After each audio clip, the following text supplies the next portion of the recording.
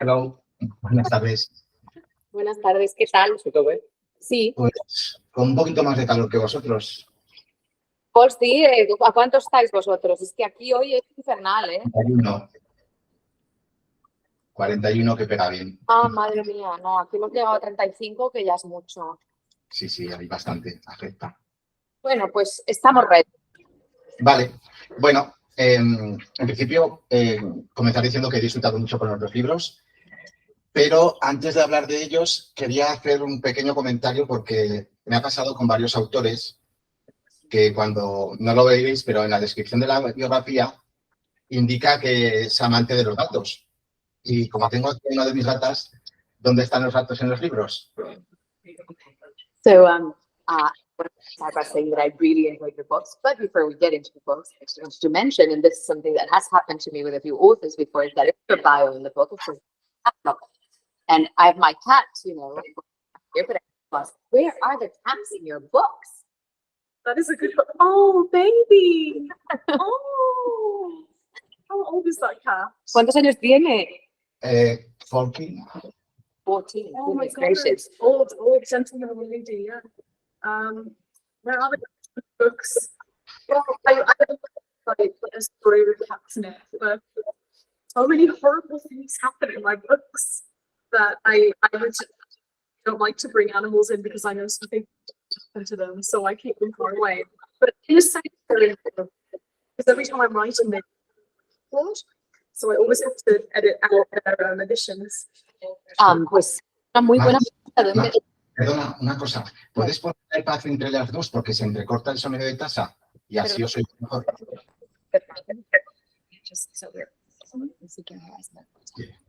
Pues es una muy buena pregunta. ¿Dónde están los gatos en mis libros? Porque la verdad es que me encantan los gatos. Lo que pasa es que en mis libros pasan unas cosas tan tremendas que prefiero mantener a los animales alejados de ellos porque no quiero que les pase nada malo. Aunque en cierto modo los gatos sí están presentes en mis libros porque yo tengo gatos que se pasean muy a menudo por encima de mi ordenador y muchas veces tengo que borrar los añadidos que me ponen. Bueno, empecemos ya. Trabajas como bibliotecaria por lo que he leído, así que supongo que vivirías una experiencia con la que todos los que hemos estudiado esa carrera soñamos, que es poner en las librerías, en las estanterías sus propios libros. ¿Cómo fue esa sensación? So you worked as a librarian, and I guess you got to experience the dream that many of us who studied to be librarians have often dreamed of, which is to put your own books on the shelf. What did that feel like? Are you also a librarian? ¿Tú también eres bibliotecario? I was studying biblioteconomic, I don't remember the name in English. Bueno, mejor hablo en castellano. Sí, estudié biblioteconomía y documentación durante 3 años y trabajé como documentalista, pero como bibliotecario solamente las prácticas. So yes, I did study and that, but I only did my internship as a librarian properly. Oh, I think that still counts as being a librarian. I think that's really cool. Cuenta como bibliotecario. So, yeah, so I actually worked in a academic library. So I started as a medical librarian working in a hospital. And then I was a academic librarian working with maths, engineering, and physics, and environmental technology. You didn't need all that detail.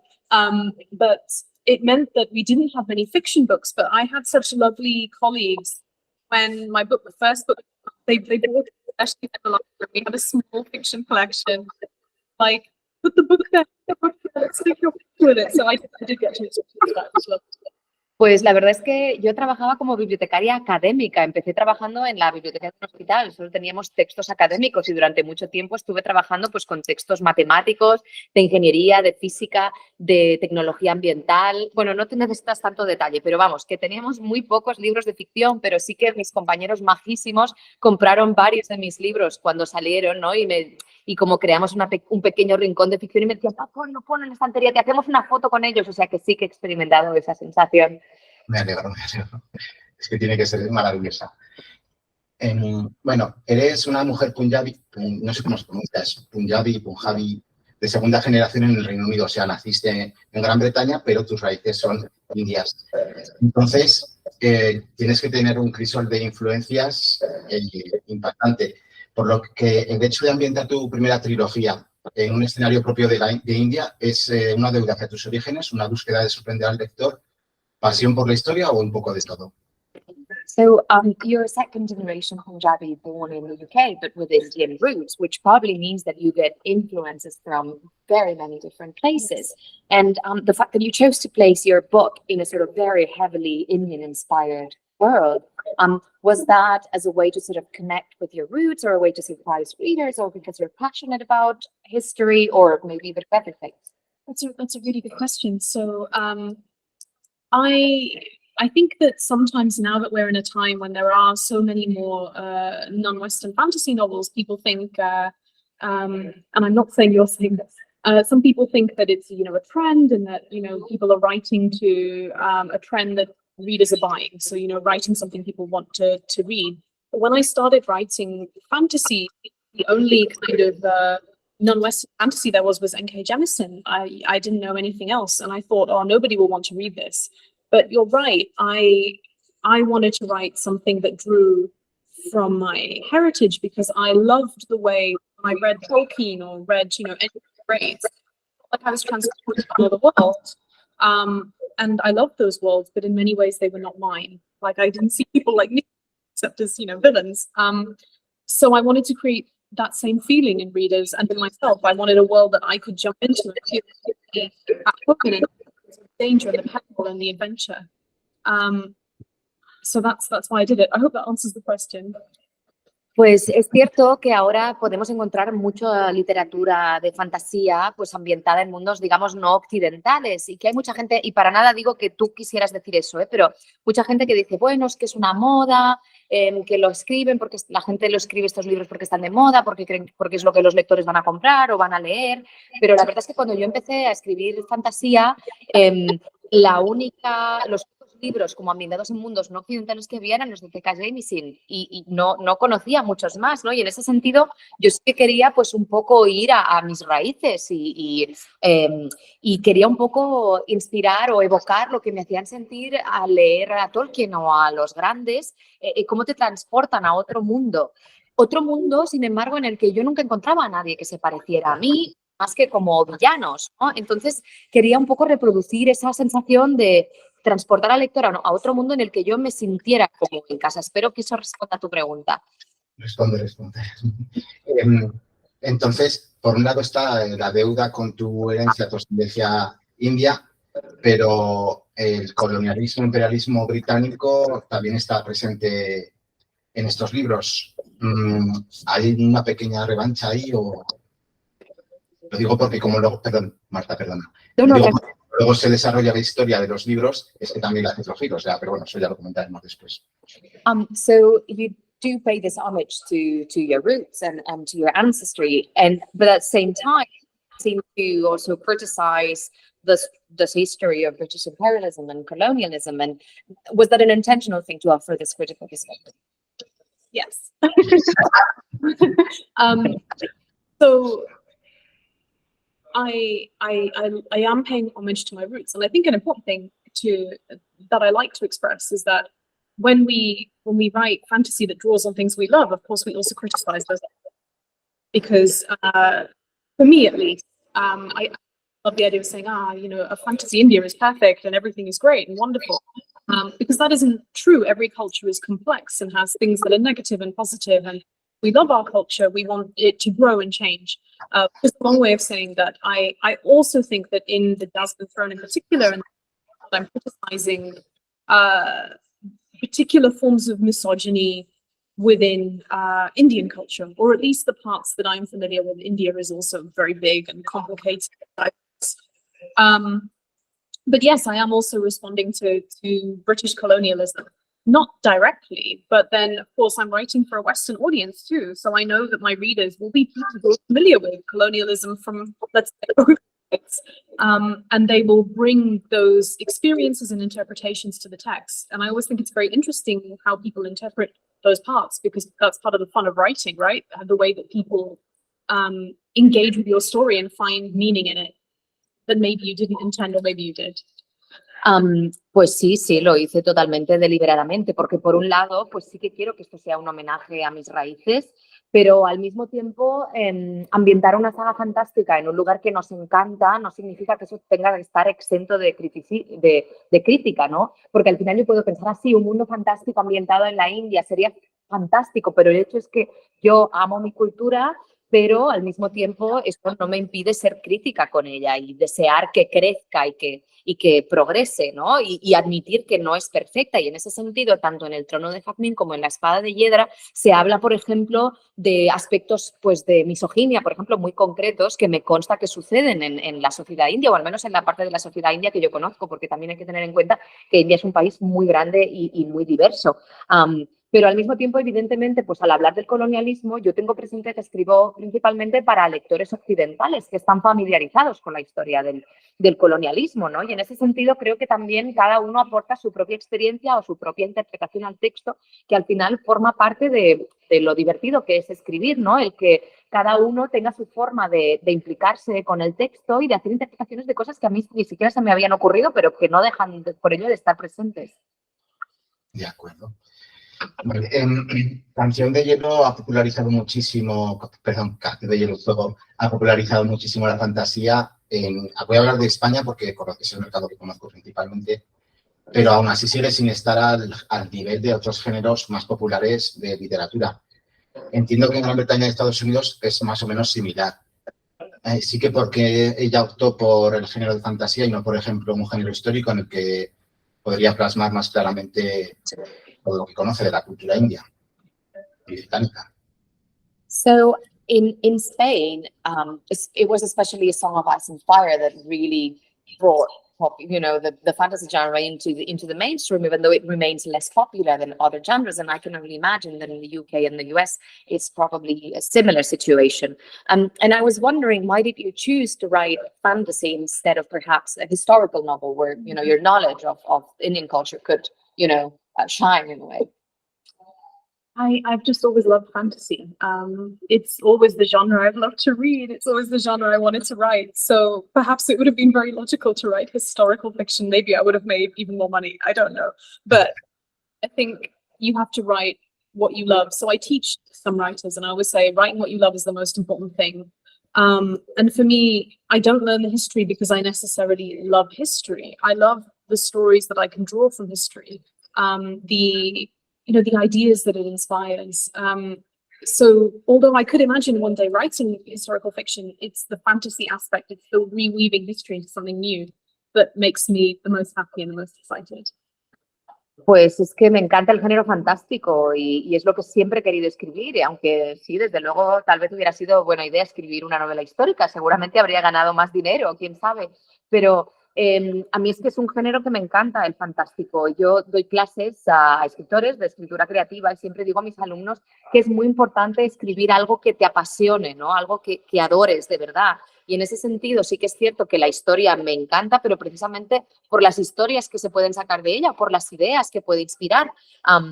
Y en ese sentido, aunque quizá, pues yo no digo que no me vea algún día escribiendo una novela histórica, pero precisamente es esta capacidad de retejer la historia que nos da el género fantástico lo que realmente me apasiona. Comparto las sensaciones. I share that feeling. Vale. Por el momento, The Books Banda aún no ha llegado a España. ¿Qué nos puedes contar sobre esa duología que, por lo que he podido encontrar, fue muy bien recibida? Viste el premio Sidney J. Bounds de la Sociedad Británica al mejor escritora novela en 2019. ¿Qué nos cuentas de esta duología? Y si es posible verla por aquí con vosotros. So your first two books haven't been published in Spain. So I was wondering, because they won a lot of awards and were very well received. So what can you tell us a little bit about them, and can we hope to see them in Spain in the future? I would love for them to come out in Spanish, but unfortunately I have no control over that. So those two books are very much books of mine. I loved writing them. They brought me a lot of joy, but they are also Indian-inspired fantasy. But a little bit different. So the first book follows a girl called Meher who has magic from her mother's people, whose magic is forbidden and their people are repressed. And she accidentally reveals this magic, which places her family, her noble family, in a very precarious position. and she basically gets coerced into a marriage with a mystic, a man who serves this immortal being who lives in the desert. Could end quite badly for her, except that she finds that her new husband is also being coerced into serving this immortal figure and doesn't want to, and doesn't want her to suffer either. So they start working together to try and escape this situation. It's about a young woman's journey. It's about dance magic of all things, because dance and sacred dances are very important in parts of Indian culture. And it's about the dreams of gods shaping the world. So it was a lot of fun for me to write. And the second book is about the main character from the first book, Sister, and her journey as in a crumbling empire, and how she comes to terms with her heritage. So they're much, in a lot of ways, I say that the Jazmín Throne is about people making bad decisions in a bad world, and Empire of Sand and Realm of Ash are about good people trying to be good people, and whether that's possible. So they're kind of two different paths, different choices. And one is sapphic and one is simple. I think that's an aside. Pues me encantaría que salieran estos libros en español, pero me temo que es algo que está fuera de mi control. Pero estos dos primeros libros realmente son libros del corazón. También están inspirados en la India, y es la historia pues, de una chica que procede pues, de una familia, de un linaje que tiene una magia que está prohibida, ¿no? Su pueblo, digamos, está oprimido. Y ella, sin querer, pues revela esta magia, la desvela y trae como una gran desgracia sobre su familia. Y entonces la obligan a casarse con un hombre que se dedica a servir a una especie de figura, como una especie de dios que vive en el desierto, cosa que podría ser bastante peligrosa para ella, pero lo que acaba descubriendo es que su marido pues está sirviendo a esta criatura inmortal también por obligación, y no quiere dejar de sufrir, y no quiere que su mujer sufra. Entonces lo que hacen es empezar una colaboración pues para librarse de su sino. Y en este libro es muy importante la magia de la danza, porque las danzas rituales son muy importantes en muchas culturas de la India. Y un poco también son como los sueños de los dioses conforman el mundo. En el segundo libro seguimos a la hermana de la protagonista del primer libro, digamos, en su periplo por un imperio que se está derrumbando. Y así como el Trono de Jazmín habla de mala gente tomando malas decisiones, este libro va de buena gente que intenta tomar buenas decisiones en un mundo que hace todo lo posible por impedírselo, ¿no? Yo creo que esta es la diferencia principal, aunque también tienen bastantes cosas en común. Y bueno, las novelas de Trono de Jazmín son sáficas y estas dos primeras no, que es otra diferencia, pero bueno, tampoco tiene nada que ver. ¿Consideras, perdón porque esto no lo tenía previsto, pero consideras que Priya y Malini son malas personas? So, do you think, this is an aside, but do you think Priya and Malini are bad people? That is a good question.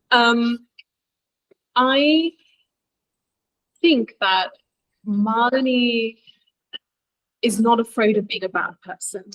And I think that if she were a good person, in a very kind of strict sense of morality, she would not survive. And also I subscribe to the belief that in order to become an imperial power, which is, spoilers, what she is, you can't be a good person, because to have that kind of power and to oppress people in the way that you would have to do so is inherently bad. So I do think that she is not a great person. Priya is more complicated. I think Priya is always trying to do the right thing. Unfortunately, often the right thing, what she thinks is the right thing, has some very terrible consequences. So I think you could argue that she is a good person, but, if a good person causes lots of deaths, does that matter? I don't know. Pues la verdad es que Malini es una persona a quien no le da miedo ser mala persona, y de hecho yo creo que se podría decir que si fuera buena persona en el sentido estricto de moralidad no sobreviviría, porque cuando pretendes convertirte en una potencia imperial, que es lo que está haciendo ella, no se puede ser buena persona, ¿no? Esto no funciona así. Así que yo creo que podemos concluir que Malini no es muy buena persona, no es una gran persona, digamos. Con Priya es más complicado, que ella es alguien que en el fondo se esfuerza mucho por intentar hacer lo correcto. Lo que pasa que lo que ella cree correcto a veces acaba resultando bastante desastroso, ¿no? Si una buena persona causa muchas muertes, ¿en qué afecta eso, no? ¿Importa?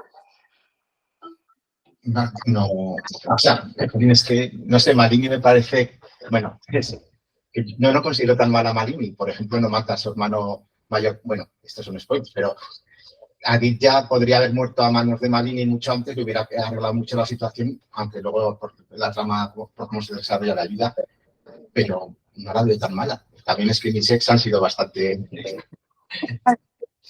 I don't think Malini is that bad. I mean, she could have killed Aditya so much earlier, and she doesn't. So I guess that counts for something. He's family. He's family. A ver, que son familia. Chandra también. Well, so Otro Chandra. Yeah, but he also lives much longer than he needs to. Pero a ver, Sandra también tiene una vida mucho más larga de lo que le tocaría, ¿eh? Sí, lo quería haber muerto desde la primera página. Oh my God, yes, I wanted him dead from page 1. Same. Sí, pero igual. My editor made me write his perspective because I didn't want to. She was very determined.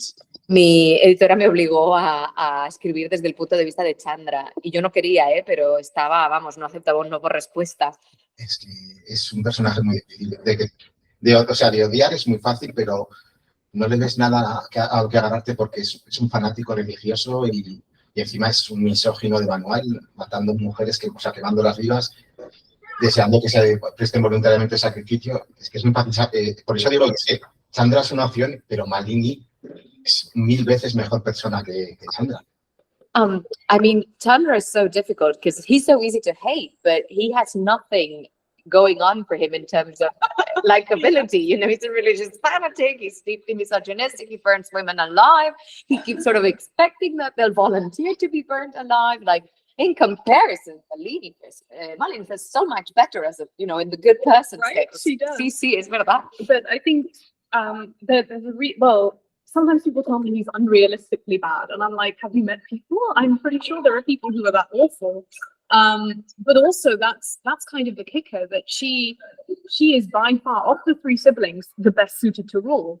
But it is only her gender that stands in her way. Even, you know, when Chandra is just the worst, he's the worst. You know, people are still like, well, he's a boy, so he should rule, and you know, and I think that's part of the point of the story for me in a lot of ways. She is by far superior. La gente me dice muy a menudo que Chandra es un personaje poco realista. Dice, no hay nadie tan malo. Pero yo digo, a ver, pero tú no conoces a gente, estoy segura de que hay gente que es así de malvada, ¿no? Y es un poco el recochineo, que Malini en realidad está mucho más capacitada que sus hermanos para gobernar, pero por el mero hecho de su sexo, pues la descartan constantemente. O sea, totalmente, mientras que Chandra, que es lo peor, y la gente dice, pero es un chico, pues venga, que gobierne, ¿no? Es un poco ahí, por ahí va un poco la cosa. Sí, eso es una cosa que también me gusta mucho porque los personajes femeninos son los protagonistas absolutos. Bhumika, Malini, Colin Prilla, se me había ido. Sí. Son personajes fuertes a los que vemos lo que piensan, sienten, padecen, y normalmente lo que encontramos en cualquier libro de fantasía, por lo habitual, es que las mujeres seáis, el motivo de rescate o cualquier cosa por el estilo, pero vamos, que no pasa ya en el típico test de Bechdel. Pero es que creo que en los libros en estos libros, los hombres no pasan el test de Bechdel, o sea, no pasa ya el test inverso de Bechdel. Que me parece estupendo, que por una vez que sea al revés me parece genial. So in your books, women are the definite main characters. Like there's Bhumika and Malini and Priya, which are very strong women, and we get to see from their perspective how they think, how they feel, and how they suffer. And whereas the general, you know, as a rule of thumb in the fantasy genre, women tend to be, you know, the damsel in distress, and most fantasy books don't really don't do very well on the Bechdel test. Except, you know, your book was almost like the reverse Bechdel test, where, you know, the male roles are sort of really sidelined, which I think is great because, you know, it's good to have it opposite for a change. It's funny because Malini is a damsel in distress. You know, she's trapped in a tower. She is drugged. She is in many ways the quintessential victim. You know, Priya is also just this poor girl who's lost everybody, whose brother is the great rebel, who doesn't have any power. You know, Bhumika is the wife of the man who governs the area. You know, I very intentionally wanted them to be characters that in a different story would have been secondary characters. You can look at, I get a little bit of criticism of the men, but I think I did right by them. That's my view. You know, in a different book, Aditya and Rao and Ashok would have been the main characters. And they very, very realistically would have been the protagonists of the story. And the women would have been secondary. And very little would have, I mean, a lot would have had to change, but very little of the structure of the first book would have altered. So that's what I wanted. I wanted to write a book that could have, in somebody else's hands, been a big epic fantasy that centered the men, but in my hands is an epic fantasy that centers the women. And I, grew up reading big epic fantasy about men. I love it, but I think it's nice to play with the tropes of the genre and do something that allows me to bring the stuff that really interests me to the table. And that's, and I won't keep going, but that's the nice thing about the genre, that we can do so much with it. Pues es que lo curioso es que Malini es el motivo de rescate, ¿no? Y Priya es una pobre chica que lo ha perdido todo y que su hermano es un rebelde y que no tiene nada en el mundo. Y Bhumika es la mujer del hombre que manda, ¿no? Es decir, esto es algo muy deliberado. Estos tres personajes en otro libro serían personajes secundarios, ¿no? Serían un poco detrás de los hombres. Y lo que dices de los hombres, a ver, yo creo que no los trato mal en el libro, pero sí que es cierto que en otro libro los protagonistas serían Aditya y Rao y Ashok. Y en ese sentido podría ser esta una saga, ¿no? Como una gran fantasía épica centrada en los personajes masculinos, que al final pues son los libros que yo me crié leyendo, y lo que quería hacer era darle la vuelta a la historia de las mujeres, y al final creo que esto es algo muy interesante de hacer en el género fantástico, ¿no? El coger los clichés y los tropos y darles la vuelta, y realmente a mí me parece que es uno de los grandes puntos fuertes del género fantástico. Totalmente, porque al principio el libro me recordaba, creo que es un cuento, no sé si es de Disney o popular español, el príncipe y el mendigo o algo así, que se intercambiaban papeles y demás. Aquí es para rescatar, es también ya como los hermanos Suri, a rescatar a una princesa que está, pero que va reproduciendo lo clásico para darnos un punto de vista femenino, bueno, lo que ya he dicho, que es una forma de poner a las mujeres en el centro, como a verlo a través de sus ojos. Y a mí eso es lo que me resulta original, aunque tendría que haber estado siempre, del hecho de que sabemos lo que haría un hombre, sabemos todo, o sea, pero aquí son las mujeres. Y entonces me gusta porque cambia mucho la trama. No actúan como actuarían habitualmente o sea, bueno, obviamente no actúan como actuaríamos los hombres, pero lo hacen contra todo y contra todos. Porque antes comentaba que Malini no le hacían caso, y sin embargo es la que inicia toda la trama, no ya solo por ser capturada, sino porque ella es la que ha estado orquestando la rebelión. Perdón. So that's what I wanted to say, that there's something about your novel that reminds me of the classic story, The Prince and the Pauper, where they reverse roles. And in this case, there's this whole collaboration to rescue Malini. But I think it's really interesting what you said about taking sort of classic tropes and a classic narrative structure and centering it around women, because then we see something else. Because women, well, what men would do we've read it so many times, do in these circumstances and this kind of stories. Suddenly we see it from the perspective of women who, it's no holds barred, they. But I think that's what's refreshing and original about your book, and what we were saying about Malini. Even though she starts as this sort of damsel in distress position, and yet she's who sort of kickstarts that plot, because she was the one sort of starting the rebellion. Yeah. I love drawing on. As much as I love drawing on Indian sources, I love drawing on classic epic fantasy, because it's so fun to play with, to work in such a large scale. Even though I love working in more intimate settings as well, with one or two characters. Actually, oddly enough, I was drawing on as a kind of slightly off-topic thing, real history with Hiedra and Malini, because there was one of many battles in the Mughal Empire for the throne between two brothers, one who was very mystical and religious and gentle, and who was much more cutthroat. And there was one sister interceding between them who was by far superior to both of them. It was really fun to draw a little bit and to play with the real history.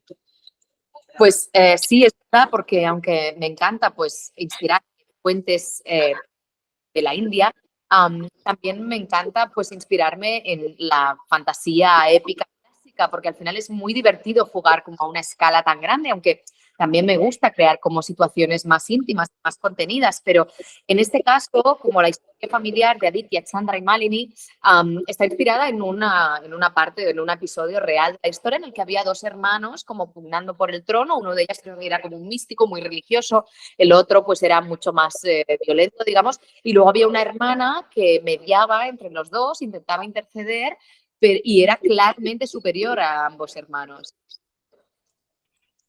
Vale. Vamos a dejar ese parte ya. Una de las cosas que me llama la atención de Reinos y Llamas es la magia, tal y como está puesta. Por un lado tenemos a los Yaksas, que son básicamente, no sé, al principio de la historia piensas que son los buenos porque es la naturaleza, magia verde, y luego como opuestos tenemos a la magia del fuego. Entonces, que es destructora, pero a pesar de que tenemos dos bandos claramente posicionados y deberíamos saber con qué equipo queremos ir, en realidad luego la trama se desarrolla de una forma que busca sorprendernos, al menos a mí personalmente lo ha hecho, perdón, es que es muy cariñosa, que busca eso, sorprender al lector. ¿Es intencionado que la magia también nos engañe, el sistema de magia, engañe entre comillas? One thing I thought was also really unique about your book is how you develop the whole aspect of magic, because you have the Yaksas that seem to be like the positive force of magic, because it's like nature, green magic, but then there's fire magic, which is very destructive. But then, even though it seems very clear what side you need to be on, then you sort of end up turning it on its head. And I wonder if that was a deliberate thing, that the magic system, quote unquote, could also be misleading. Yeah, so I love magic systems, and I was partly inspired to have a bunch of different magic systems in the Burning Kingdoms, because I was drawing on, I thought we can associate magic systems, and in India, much like in many parts of the world, there are multiple religions, and I thought I can't just have one magic system, I need to have a few at play. So I thought, let's do nature, let's do fire, drawing on different religious beliefs and backgrounds that I think of.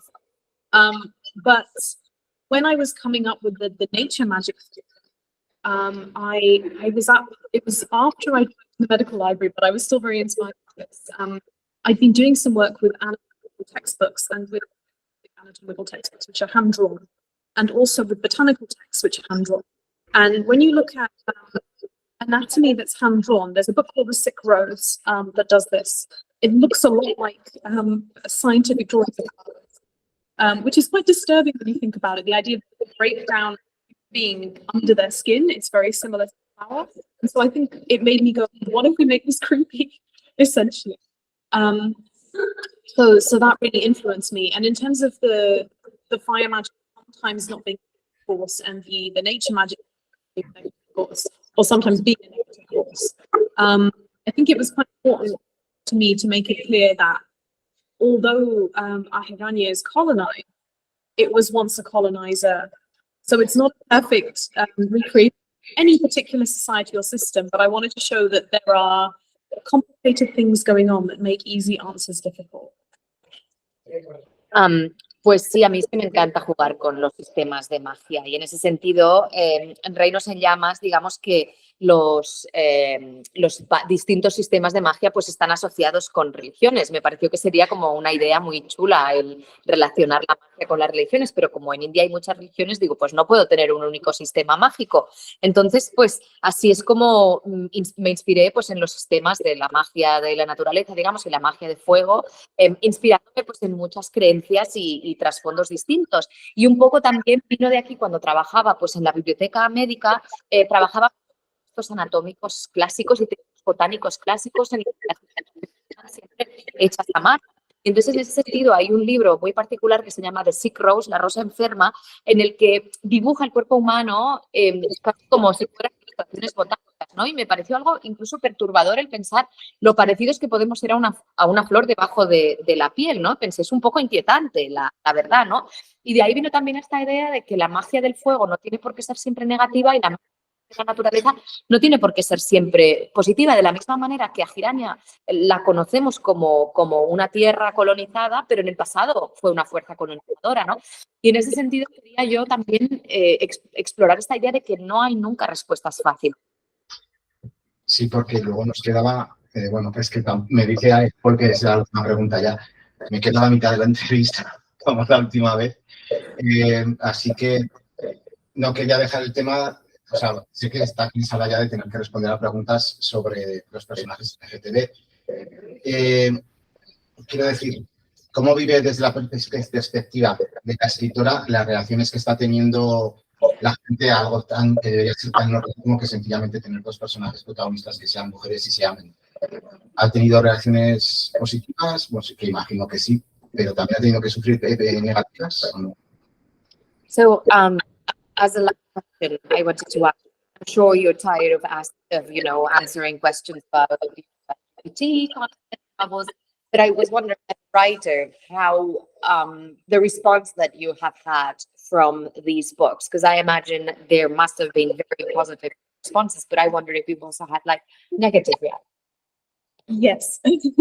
So I was very nervous before I published this for a variety of reasons. One of them being that I've seen quite a push for people writing LGBTQ fiction to disclose their identity, and I find that troubling for a lot of reasons. And one of them is that for a lot of people it's dangerous to disclose their identity. And I will say that I have a very lovely family, but there was a point where I wasn't sure that I could write these books, or that it would be a sensible thing to do. But my agent and my publisher were very supportive, and they wanted me to write this book. They encouraged me, and then I felt kind of ready, and I did it essentially. But in terms of, I've had a really lovely response from a lot of readers. I've had people email me and say, this book mattered to me so much, and that's really matters to me. I think I've been fairly lucky in that as the Jazmín's more popular, I drew back from social media more significantly. So it is quite difficult for people to send me any hate. I'm sure they could if they wanted to. People always find a way. I've had many, many more positive responses than I have had, which is really pleasing. Oh, I do that to me too, don't worry. A mí me lo hacen los míos. It's fine, it's fine. It's again. Pues sí que es verdad que estaba un poco nerviosa a la hora pues, de escribir y publicar estos libros, porque yo sé que hay gente que ha utilizado libros LGBT un poco para salir del armario, y en ese sentido eso es algo muy perturbador, porque hay gente para quien salir del armario puede ser peligroso. Yo tengo una familia maravillosa, pero me preguntaba si realmente podía escribir estos libros, ¿no? Y si sería algo pues razonable, sensato de hacer.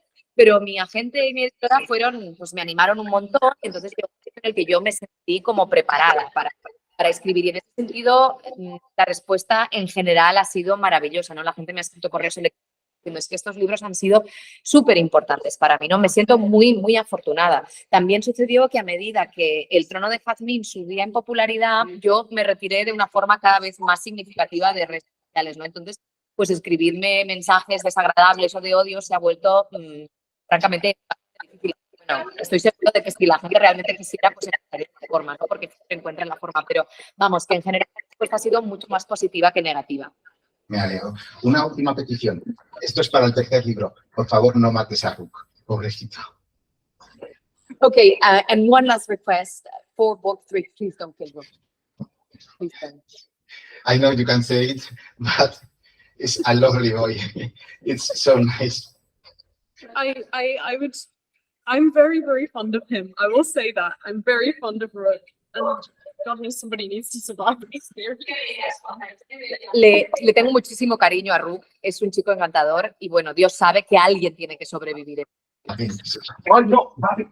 Perdón, que se me ha tumbado encima del teclado. Oh, sorry. Ya tira el micrófono. Vamos a terminar la entrevista, la gata. Ha sido un placer. The interview is finished. Un placer. Chao, un placer. Hasta luego. Chao.